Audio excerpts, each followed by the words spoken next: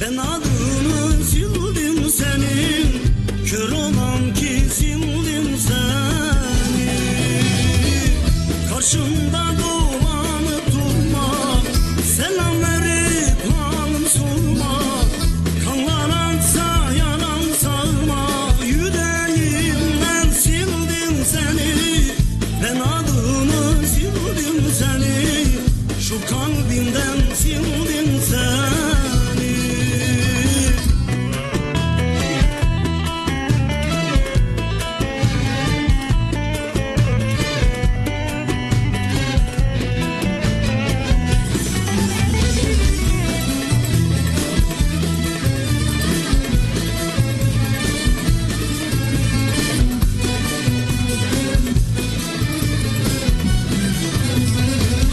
Boynumu büktüğüm yerde, gözyaşı döktüğüm yerde,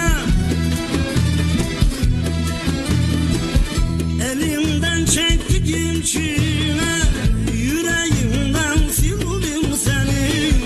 Ben adını sildim seni. Ekberiyem çektim çile, tövbe adın almam bile. İsminin harfleriyle yüreğimden sildim seni. Ben adını sildim senin, şu kalbimden sildim seni. Karşımda dolanıp durma, selam verip halım sorma. Kanlar aksa yaram sarma, yüreğimden sildim seni. Ben adını sildim seni, vallahi ben sildim seni. Karşımda dolanıp durma, selam verip halım sorma. Kanlar aksa yaram sarma, yüreğimden sildim seni.